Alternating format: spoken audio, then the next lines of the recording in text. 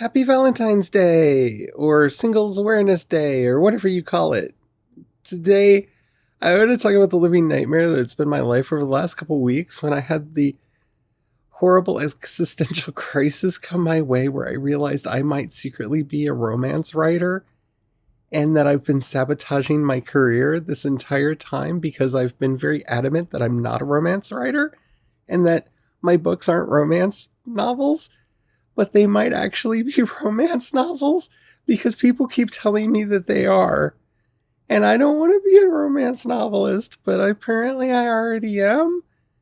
And so I thought, as we're dealing with either our relationships or lack thereof today, I would share the inside of my brain over the living terror that I've experienced over the fact that I might be a romance writer. On today's episode of Project Shadow. Can you hear me? I have something to say.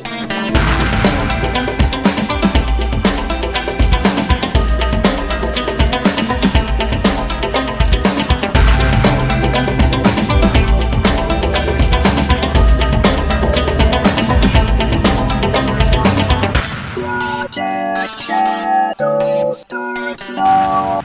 Hello everybody, how are you doing today? My name's Charlie. You might know me better as sci-fi, fantasy, and possibly romance writer C. Dorset.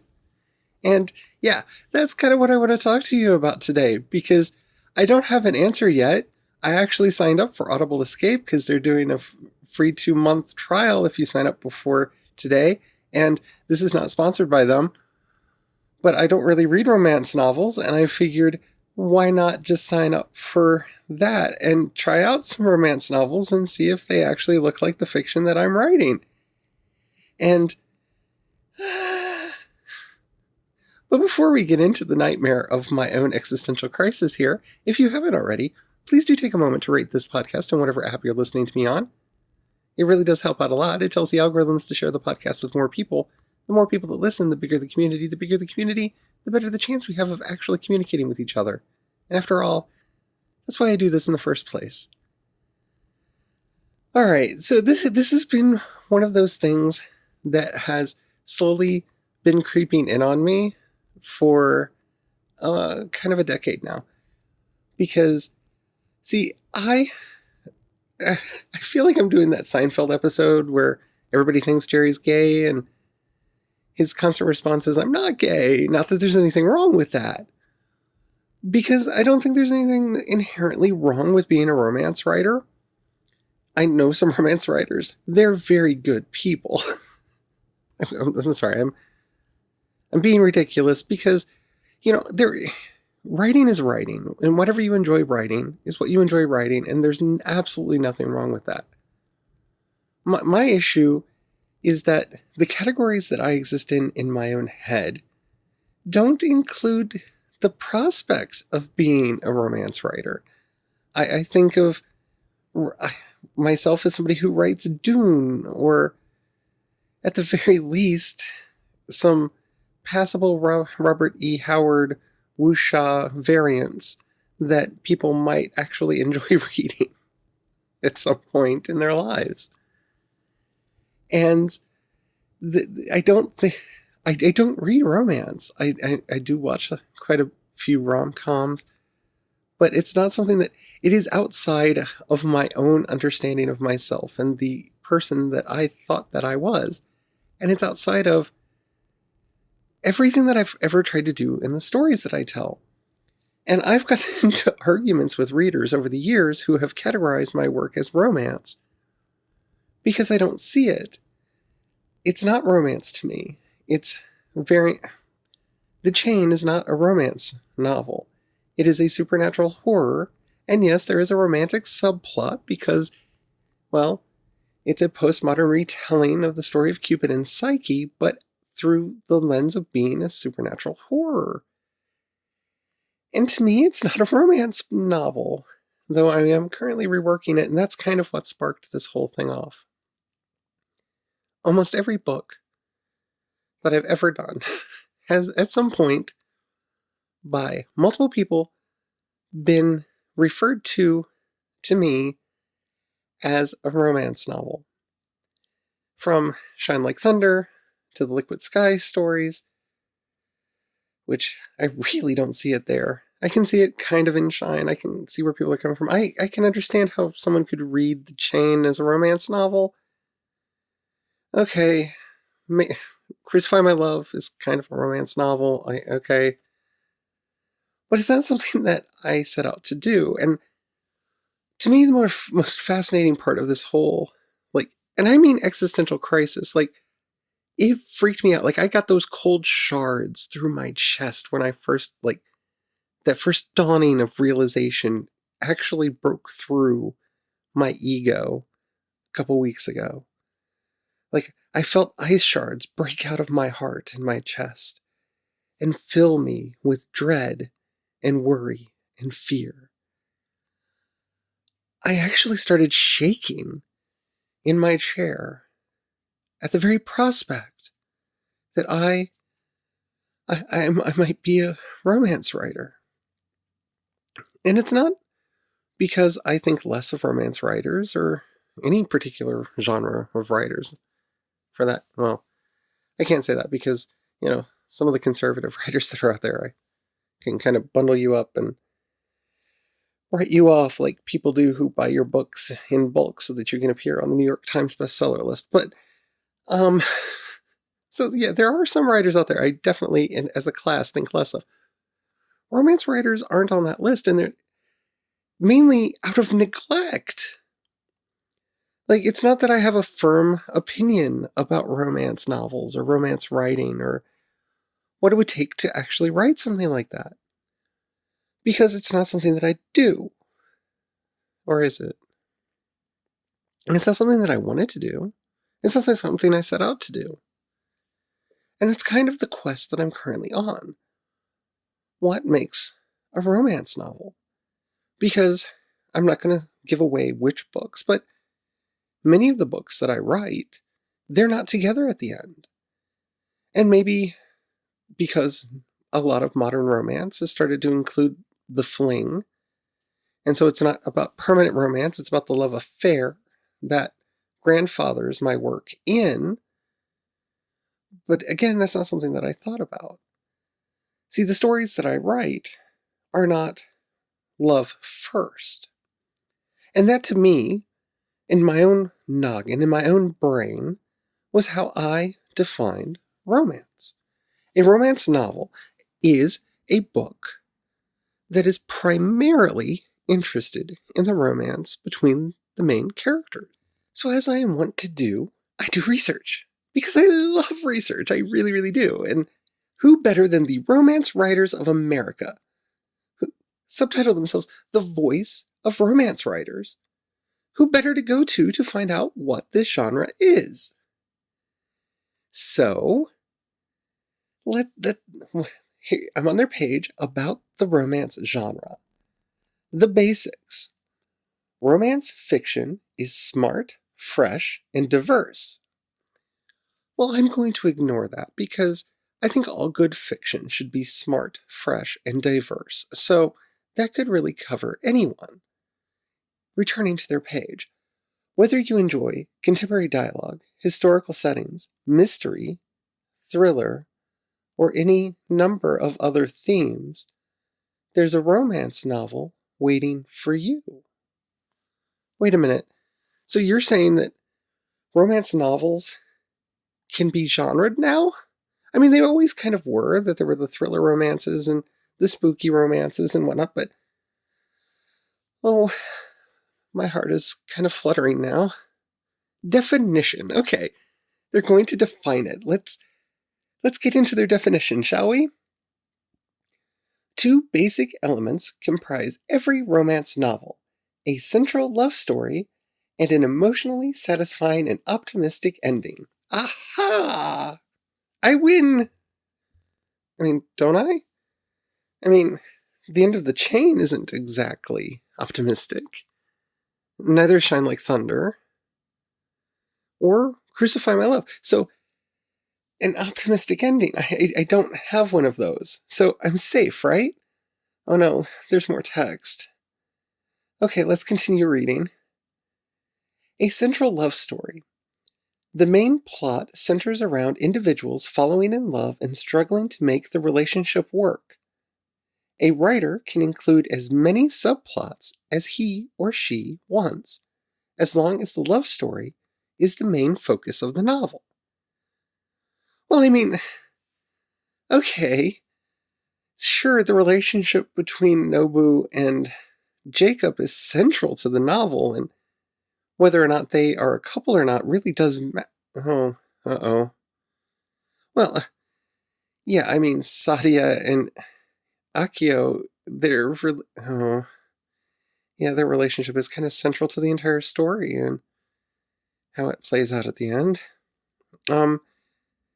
Well, yeah, in the chain, the relationship between Emrys and Nathan is central to the story, and all of the other plots kind of revolve around it. So, yeah, okay. A central love story. Got it. Apparently I do that.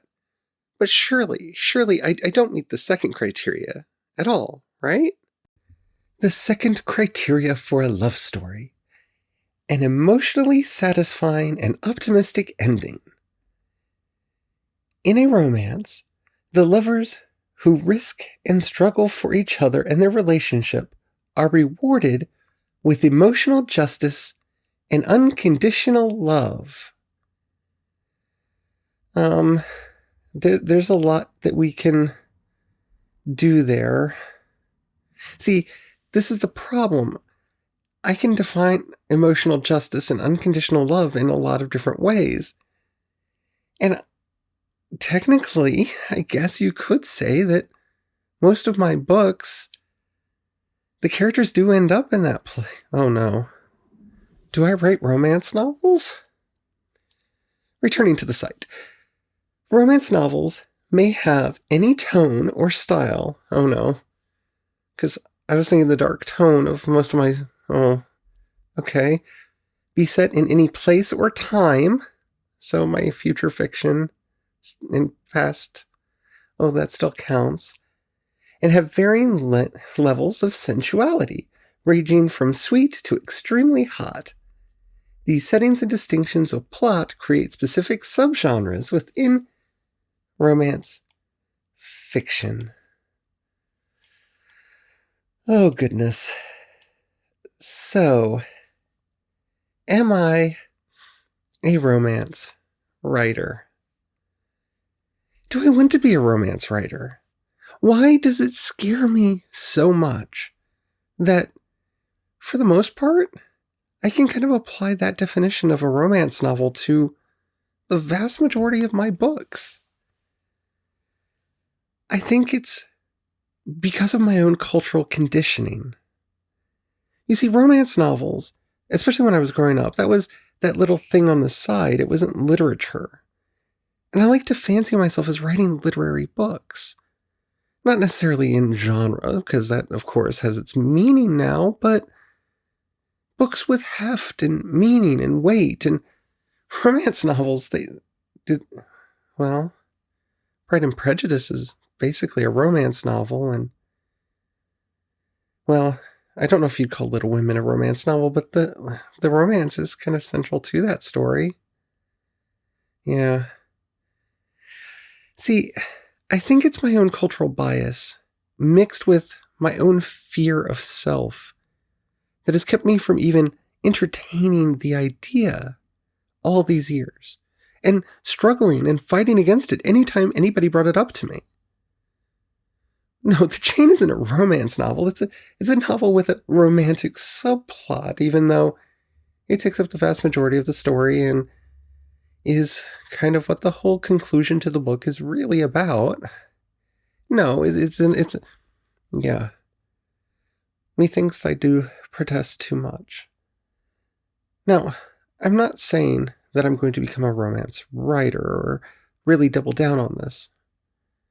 But when I look at the stories that I'm looking at writing, the stories that I have very near and dear to my heart that I'm currently debating over which one is the one I'm going to write next, oh crap, they're romance stories again.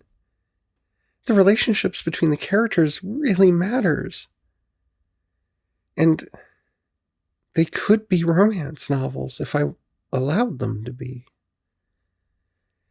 And that terrifies me because I'm terrified of myself.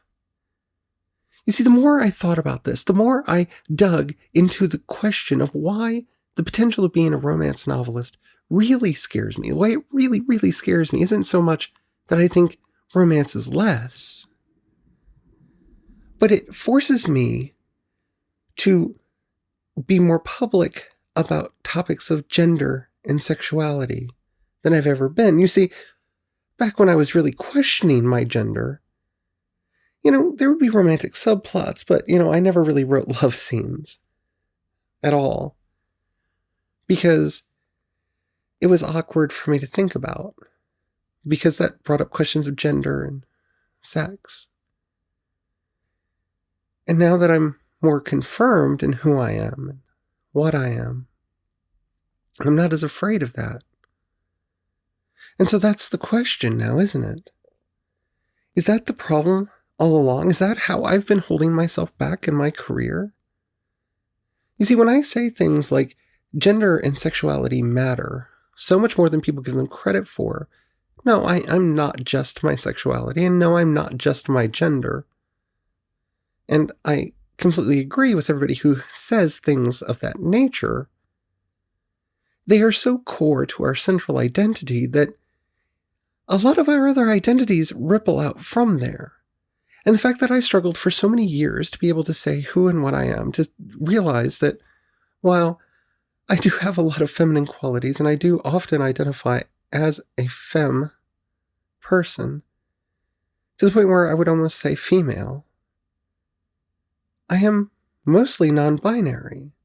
I enjoy living in that in-between. She, her is a great pronoun for me, and I love it. And they, them is a great pronoun for me, and I love it. And if you actually pay attention to the show, there are times when you read, the descriptions, where I'll say she, and sometimes I'll say they, because it's really about who I am. And yes, I guess that makes me more gender fluid. But I'm learning these things about myself, and I've become comfortable with these things about myself. To the point that when I wrote Crucify My Love, it's the first book that I've written that actually has a sex scene in it. And it's one that I'm particularly proud of. But that, more than anything, is why I have fought for years for people not to see my stories as romances. And I'm not saying that everything that I wrote is a romance and then I'm going to go back and retroactively change it, because it's not necessarily central. While the story in Crucify My Love does primarily deal with romance, the love story is central, and that book itself could be seen as a romance novel in some respects. The series itself isn't. Yes, the relationship between the characters continues to be important throughout the 3 books, but not in the way. Jacob, at least in the current draft, doesn't appear at all in the 2nd book. Though he might. I might write some scenes of what he's doing, because I realized that I kind of missed him. But yeah, they're not romances in that sense. But you know what? The chain, kind of, despite all my protestation and all my arguments to the contrary, it kind of really is a romance novel. The romance story is the heart of that book. And despite my many years of protesting that, it's something that I'm going to have to accept. And it's something that I'm going to have to think about in working on other books in that series, and in some of the other series that I'm doing. Because the current sci-fi project that I'm working on, I realize that I can see it from several different angles, and in some of them, in one in particular, it could definitely be seen as a romance novel. But I'm finally at a point in my life where I'm not afraid of who I am, and I'm not afraid of what I am anymore. And so I can be honest with myself and actually figure out if that's something that I want to do, if that's something that I want to be. Is that something I get to add? Are some of my books romance novels and other books not? And that's tantalizing. And it thrills me in a way that I never expected. And it was all because I was afraid to admit who I really am. So if you have any questions about your own identity, find somebody to help you.